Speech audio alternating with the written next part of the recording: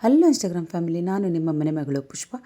ಇವತ್ತು ನನ್ನ ಮಗಳು ಹುಟ್ಟಿದ ಹಬ್ಬನ ಹಬ್ಬ ಥರನ ಆಚರಿಸ್ಬೇಕು ಅಂದ್ಕೊಂಡು ನನ್ನ ಮಗಳನ್ನ ನಾನು ಒಂದು ಪ್ಲೇಸಿಗೆ ಕರ್ಕೊಂಡು ಹೋದೆ.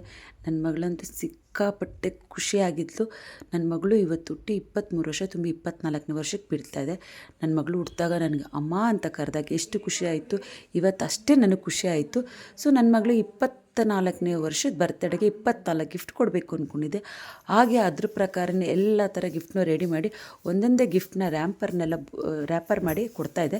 ಆದರೆ ಒಂದೊಂದು ಗಿಫ್ಟ್ ತೊಗೋಬೇಕಾದ್ರೂ ನನ್ನ ಮಗಳು ಮುಖದಲ್ಲಿ ಎಷ್ಟು ಆಶ್ಚರ್ಯ ಆಗ್ತಿತ್ತು, ಎಷ್ಟು ಖುಷಿ ಆಗ್ತಿತ್ತು ಅಂದರೆ ಅದನ್ನು ನೋಡೋಕ್ಕೆ ತುಂಬಾ ನನಗೆ ಖುಷಿ ಆಗ್ತಿತ್ತು. ಯಾಕೆಂದರೆ ಹೆಣ್ಮಕ್ಳು ಅಂತ ಅಂದರೆ ಅದೇ ಅಲ್ವಾ ನಮಗೆ ಖುಷಿ ಕೊಡೋದು. ಸೊ ಅದರೊಳಗೂ ಒಂದೊಂದು ಗಿಫ್ಟಲ್ಲೂ ನನ್ನ ಮಗಳಿಗೆ ಒಂದೊಂದು ಕುತೂಹಲ ಏನಿದೆ ಅಂತ. ಆದರೆ ನಾನಿವತ್ತು ಕೊಟ್ಟಿದ್ದು 23 ಗಿಫ್ಟೇ. 24ನೇ ಗಿಫ್ಟ್ ಒಂದು ಸರ್ಪ್ರೈಸ್ ಗಿಫ್ಟ್ ಕೊಟ್ಟೆ, ಏನು ಅಂತ ಕಮೆಂಟಲ್ಲಿ ತಿಳಿಸಿ. ಸೊ ಹಾಗೆ ನೋಡ್ತಾರೆ ನನ್ನ ಮಗಳು ಇನ್ನೂ ಎಷ್ಟು ಖುಷಿ ಪಡ್ತಾ ಇದ್ದಾಳೆ ಅಂತ. ಯಾಕಂದರೆ ನಿಜವಾಗ್ಲೂ ಎಲ್ಲರ ಮನೇಲಿ ಈ ಥರ ಒಂದು ಮುದ್ದಾಗಿ ಹೆಣ್ಮಕ್ಳಿದ್ದಾಗ ಆ ಪ್ರೀತಿನೇ ತುಂಬ ಖುಷಿ ಕೊಡುತ್ತೆ. ಆದರೆ ನಮ್ಮ ಮನೇಲಿರೋ ನನಗಂತೂ ನನ್ನ ಮಗಳು ಅಂದರೆ ನನಗೆ ಪ್ರಾಣ, ನನ್ನ ಪ್ರಪಂಚನೇ ನನ್ನ ಮಗಳು. ಸೊ ಅವಳಿಗೋಸ್ಕರ ನಾನು ಏನು ತ್ಯಾಗ ಮಾಡೋಕ್ಕೂ ರೆಡಿಯಾಗಿರ್ತೀನಿ. ಸೊ ಹಾಗೆ ನಿಮ್ಮನೇಲೂ ಹೆಣ್ಮಕ್ಳಿದಾರಲ್ವ, ಸೊ ಯಾರಿಗೆ ತಾನೇ ಇಷ್ಟ ಇಲ್ಲ ಹೇಳ್ರಿ ಈ ಥರ ಮುದ್ದಾಗಿರೋ ಹೆಣ್ಮಕ್ಳು. ಸೊ ನನ್ನ ಮಗಳು ನೋಡಿ ಒಂದೊಂದು ಗಿಫ್ಟ್ ತೊಗೋಬೇಕಾದ್ರೆ ಅವಳ ಮುಖದಲ್ಲಿ ಬರ್ತಾರೋ ನಗು ಆಗಲಿ, ಆ ಖುಷಿ ಆಗಲಿ ನನಗಂತೂ ಸಿಕ್ಕಾಪಟ್ಟೆ ಖುಷಿ ಕೊಡ್ತಿತ್ತು.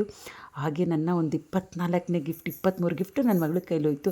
ಮಮ್ಮಿ 24ನೇ ಗಿಫ್ಟ್ ಎಲ್ಲಿ ಅಂತ ಕೇಳಿದ್ಲು. 24ನೇ ಗಿಫ್ಟ್ ಇವಾಗ ಬಂದು. ಸೊ ನನ್ನ ಮಗಳು ಈ ಗಿಫ್ಟಲ್ಲಿ ಯಾವ ಸೆಲೆಕ್ಟ್ ಮಾಡ್ಕೊತಾಳೆ ನೋಡೋಣ ಅಂದರೆ ಕರೆಕ್ಟಾಗಿರೋದೇ ಸೆಲೆಕ್ಟ್ ಮಾಡ್ಕೊಬಿಟ್ಲು ಕಣ್ರಿ. ಆ ಗಿಫ್ಟ್ ಏನು ಅಂತ ಇದ್ದೀರಾ? ಸೊ ನೀವೇ ನೋಡ್ಬೋದು ಏನು ಗಿಫ್ಟ್ ಸೆಲೆಕ್ಟ್ ಮಾಡ್ಕೊಂಡಿದ್ದಾಳೆ ಅಂತ. ಅದ್ರೊಳಗೆ ಮುಖದಲ್ಲಿ ಬಂದಿದ್ದು ಆಶ್ಚರ್ಯ ನೋಡೋದಕ್ಕಂತೂ ಖುಷಿ ಅಂತೂ ನೋಡೋದಕ್ಕೆ ನನಗಂತೂ ತುಂಬ ಖುಷಿ ಆಯಿತು. ಸೊ ನನ್ನ ಹಳೆಯ ಹೇಮಂತು, ಸೊ ಮೊನ್ನೆನೇ ಎಂಗೇಜ್ಮೆಂಟ್ ಆಗಿದೆ. So new couple. ಸೊ ಇವ್ರ ಮದುವೆ ಆದಷ್ಟು ಬೇಗ ಆಗ್ತಾಯಿದೆ. ಸೊ ಹಾರೈಸಿ.